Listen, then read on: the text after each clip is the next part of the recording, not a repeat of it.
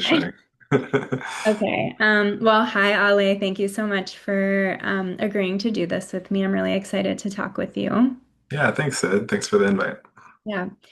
Um, yeah, I mentioned that I'm developing a process group for queer folks at the Alamo. And I was really sad to miss your workshop at the GPALA meeting. But I wanted to, I mean, I have so many questions. I guess the first thing that came to mind is you apply a psychoanalytic or psychodynamic approach to group work, and I do.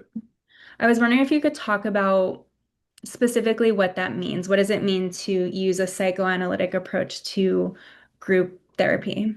Yeah, absolutely. So specifically within psychoanalytic approaches, my favorite approach is AEDP or accelerated experiential dynamic psychotherapy, which is a mouthful, but basically it brings psychoanalytic theory, I think, into the 21st century by integrating things like attachment theory and Gestalt theory, so here and now approaches, right? So it's taking that psychoanalytic conceptualization of the patient, so thinking about their past history and how past relates to present, but really in terms of intervention and technique in the room or with my groups in terms of how I am, in terms of self-disclosure, use of self, how I'm connecting people across the group, that's going to look a lot more active. It's going to look a lot more experiential and affect focused, even though my conceptualization clinically is very much so psychoanalytic. Does that make sense? So it's sort of when people think psychoanalytic, if they're thinking ego psych or one of the other old school approaches, it's not going to look like my groups. It's Right. going to, I borrow more from like the intersubjective or relational psychoanalytic approaches. So lots of buzzwords in there. But yeah, basically the contemporary psychoanalytic approaches are the ones that I think are the most useful for groups because they really look at two-person, or in this case, if I'm looking at a group, like 8 people, and how each individual member of the group or and my own interactions of my psychology work with the group. I think that's essential in group work. So that's kind of why a psychoanalytic frame is it adds depth, it adds relationality, it helps me conceptualize member to member interactions, why people might be triggering for one another based on their history. So that's kind of the conceptual approach. Yeah, that makes sense.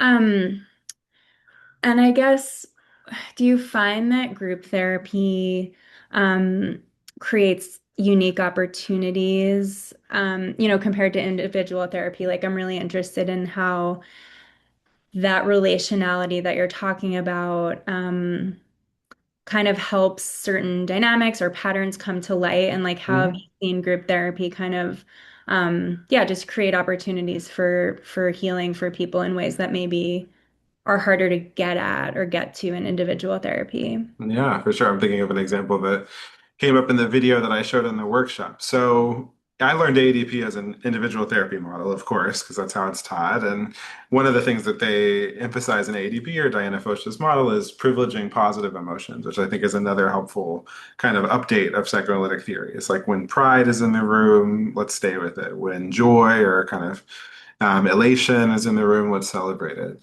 So in a group context, I'm thinking of a session where a member comes in and says, I never thought in a million years I would get an art director job, and I just got it. And the whole group is really excited for her, right? Has seen her kind of deal with depression and some difficult family stuff, and to have this big win, to have it be celebrated at the group level. We certainly could have celebrated it in individual therapy, and I'm sure did, right? But something about having 7 other nervous systems reflecting back your joy, reflecting back your positive emotion. I just think it deepens it. And I also reflected after the session that I showed in the workshop that it really felt like a kind of ideal family experience. Like my member did not get that kind of like elation when she would succeed, when she was 10, 11, 12 growing up, right? So that whole idea of corrective emotional experience that we talk about, it's sort of a therapist buzz phrase. In group, you really have it in a way that's not planned. I certainly didn't say, like, okay, group, let's be excited for member X. No, it just sort of organically developed as she came in and shared. And so you're asking, how does the group present unique opportunities? I think that, like, opportunity for a corrective family experience is a little different than individual therapy. We can do it with imagination in individual therapy, but in group, it tends to just happen organically. Now, that's a really high functioning group, of course. Doesn't always go that way. Um, Yeah, I also imagine that because there are multiple nervous systems in the room, there is just by design more opportunities to work with transference and countertransference and to kind yeah. of yeah, just more opportunities to kind of like you said, identify what's happening in the here and now and explore that rather than just two people having that intersubjective experience. I think that's right. So Louis Ormont, who's a famous modern analytic group therapist, talked about bridging, which is using a member who's not engaged in a dynamic to tell the group therapist or the rest of the group kind of what's going on. So two members are fighting, and you look to the member who's not engaged, and you say, "What do you think is going on between these two?" And Mm, right, that just provides a really nice way to diffuse tension and sort of get other members involved and to avoid bystander effect, which is a really important thing in groups. You don't want to have two members play out all the conflict in the group, for example, right? Because the idea is everyone has some purchase on the conflict, so why these two? Especially if you find that it's always those two, right, that are kind right. of ending up in conflict. So yeah, I like to bridge. That's sort of one thing I'm thinking about always is how, and it's a way to, if I'm involved in some kind of hot moment, maybe the group can kind of diffuse tension by involving another vantage point. And Yeah, that's almost always helpful. So those are resources for sure. yeah, But the other thing I tell my trainees in group is what you're pointing to also creates a lot of complexity. There's always like 10 options of where you can take the group, right? So choosing which intervention, which thread to pull is something of an art. There's some guesswork involved, I like to tell folks. And for trainees who are really focused on having the right thing to say in the right moment, it can be really frustrating because in group, there almost never is one right answer. It's, five different possibilities or more. which I think is a good way to approach the work of therapy in general. It's not always about having the correct interpretation. It's kind of working organically and dynamically with what's happening in the dynamic. Yeah, I like to say my groups are really good supervisors for me, right? Because if I'm coming at something from the wrong vantage point, or maybe I'm my own feelings, maybe I got frustrated and I'm projecting, the group's going to tell me immediately, right? My intervention's not going to land, or they're going to tell me I'm off, and I do advocate like we got to listen when our groups are giving us that feedback. It can be humbling, but I think the longer you're a group leader, the more you see it as like trust, right? If the group can be that honest with each other and with the leader, that's how you know you have a well-functioning group, including the critical feedback, right? Or the stuff that's hard to hear. Right. Your workshop title is Moving Beyond Inclusion, Mhm. and I wanted to ask you kind of how you conceptualize inclusion and what it means to move beyond Yeah. kind of the, basic inclusion. Yeah, thanks for that. So, what I'm really after with that title is I want my cis and straight ally therapists to know kind of what they're signing up for. That this is not just learning about, frankly, like a special population that kind of like zoo animals is the approach that I talk about, right? That I'm contrasting. I'm not doing that. I am not going to teach about LGBTQ people as if they're a special topic.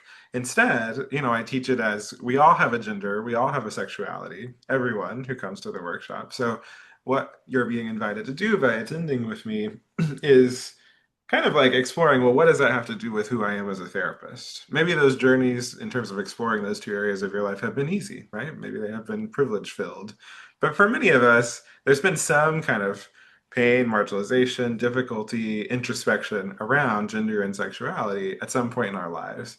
And so the invitation is, well, my goodness, we are going to need to explore that if we're going to take our patients anywhere meaningful with respect to those topics, right? So I'm trying to create a container, a shared container that's safe enough. I don't promise total safety because you can't with these topics, but safe enough to move beyond inclusion, right? Like how do we not project onto queer people all of the stuff about sex or all of the stuff about gender?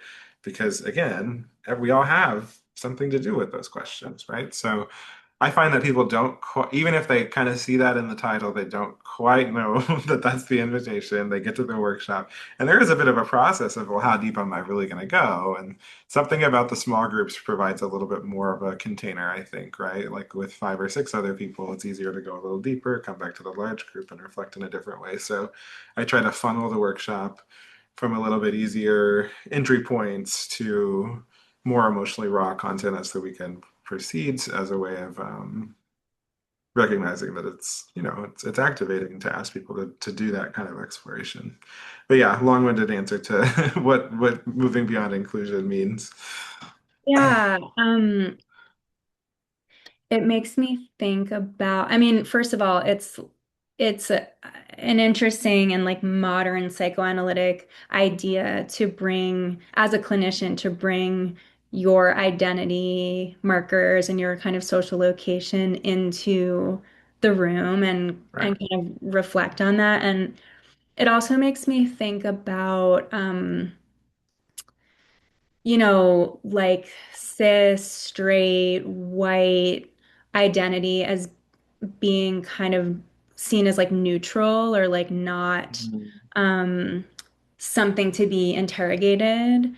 And so I guess I don't know exactly what my question is, but I think a lot about clinicians who share identities with their patients. Mhm.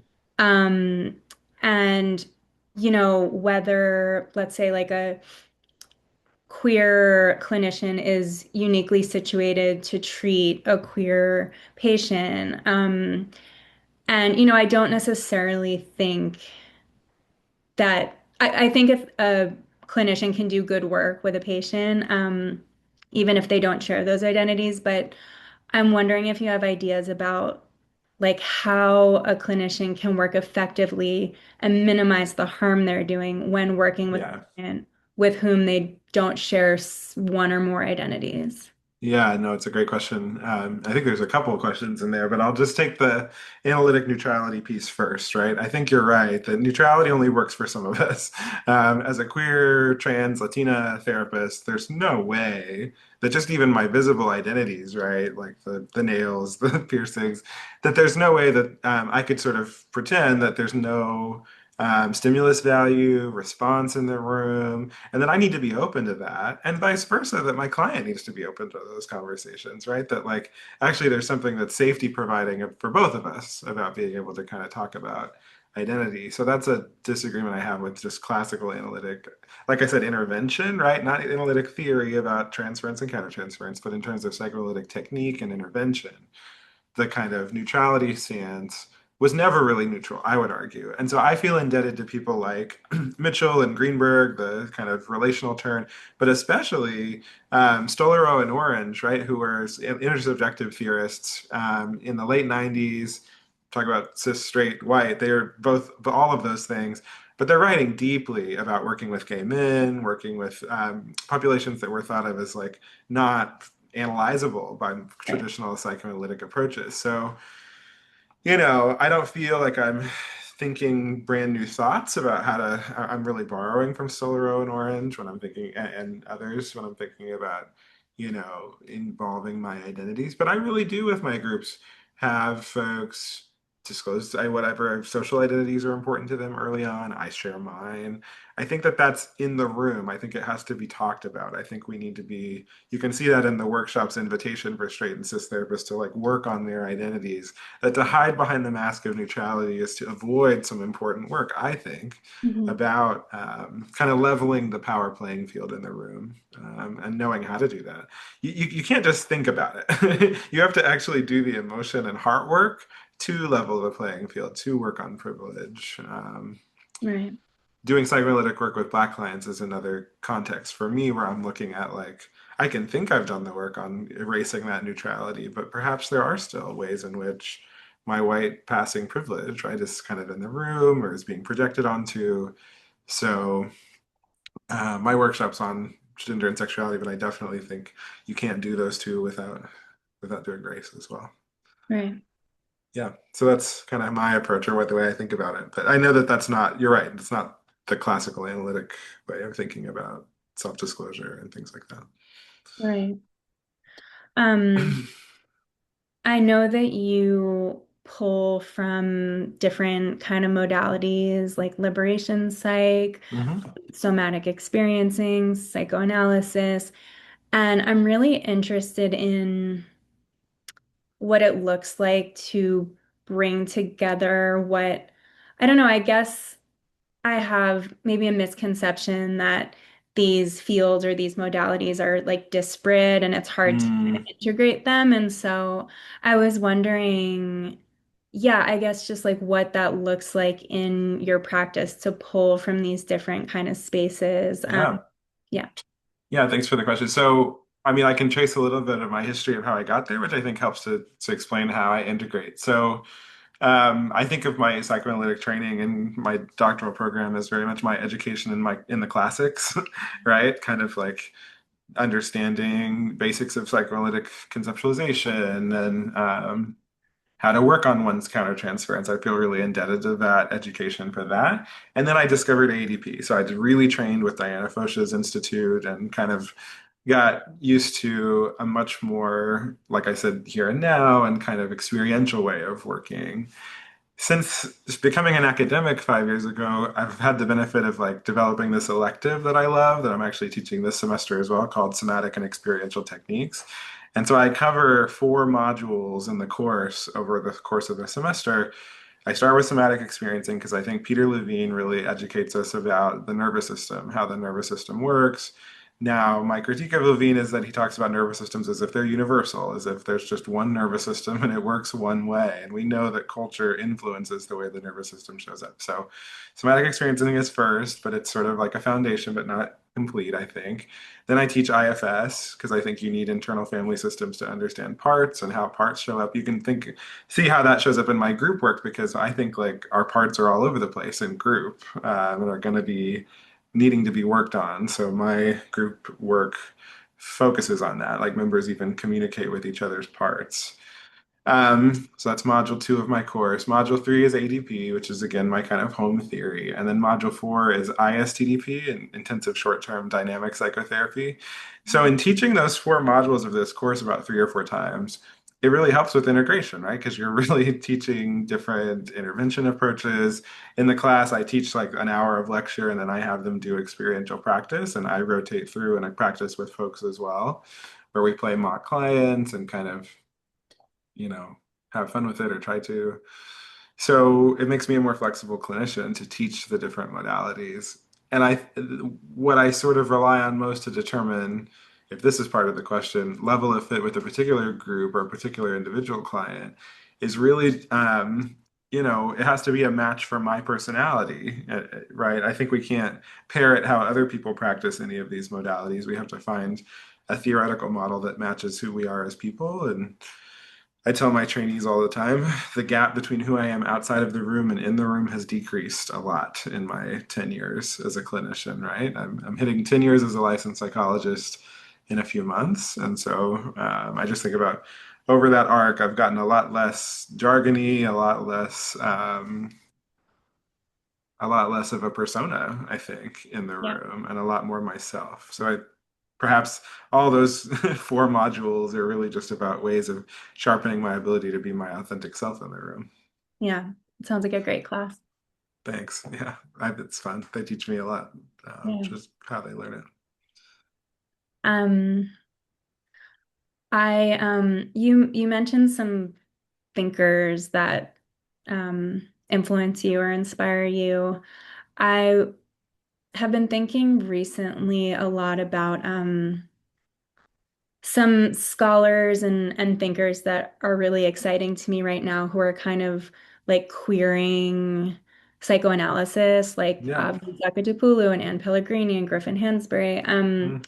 And I was wondering if there are, yeah, other psychoanalysts or thinkers who are really exciting to you right now or whose work you Yeah. would recommend.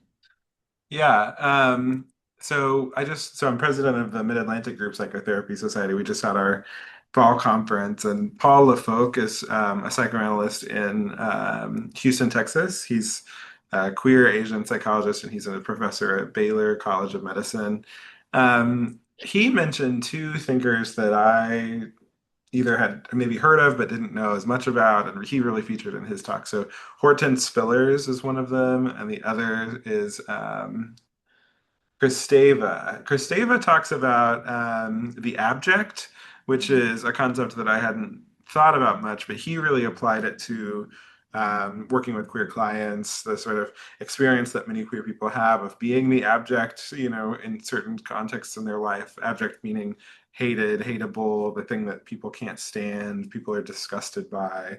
But that's an Mhm. experience that many queer populations have like encountered and that Kristeva writes beautifully about kind of the psychoanalytic dynamics of that, of being hated, of being the object of disgust, and Mhm. perhaps by understanding it analytically, how to heal from it as well, right? How to correct it. I would also mention Kathleen White. Kathleen Pogue White is one of the founders of Black Psychoanalysts Speak, which is a great series that I recommend for every one of my students. And Kathleen White wrote this amazing article in 2002 that I put on every one of my syllabi if I can find a way to squeeze it in there called On Being Hated, right? And she talks about the experience analytically of being a Black woman in an era in the 80s when she was one of maybe two. So, uh, and she's in her 80s and she's still just like very feisty and very fun. So I'm lucky to call her a friend. But yeah, Kathy's On Being Hated article, which is in, I think, Contemporary Psychoanalysis is the journal, 2002. I think it's one of the best things I've ever read. Cool. Um, Anything else that is coming up for you as we wrap up? Just a more global plug for group therapy. Yeah. Why? Because it feels like our generation, Sid, right, needs to be convinced that a group is a place to do healing. I think that the pandemic has something to do with that. I think like political divisions in the country have something to do with that, religious divisions. But my goodness, group is perfect as a space to deal with all of that if we can create enough safety or enough of a container, to get folks through the door. And I think that's the other thing is like for the clinician, it's a big lift. It's a big lift logistically. It feels a little scary to start a group. Right. Um, but I can't tell folks enough what a benefit it's been to my career and my, just enjoyment of the work. My groups are the thing I look forward to the most every week. And so Yeah. I don't know. I like want to involve you and others in the conversation about how do we get more people into groups because I'm a big acolyte for it, but I find that I'm also in a little bubble where other group therapists and I are talking all the time about how great it is and that there's a gap between us and the rest of the population. So I don't know if you have any Well, thoughts about that. yeah, I mean, I a couple of things are coming to mind. One is we live in a culture that is so deeply individualistic, and even, the field of psychoanalysis is historically has focused on the intrapsychic and less on the kind of communal, societal. I mean, I think that is changing.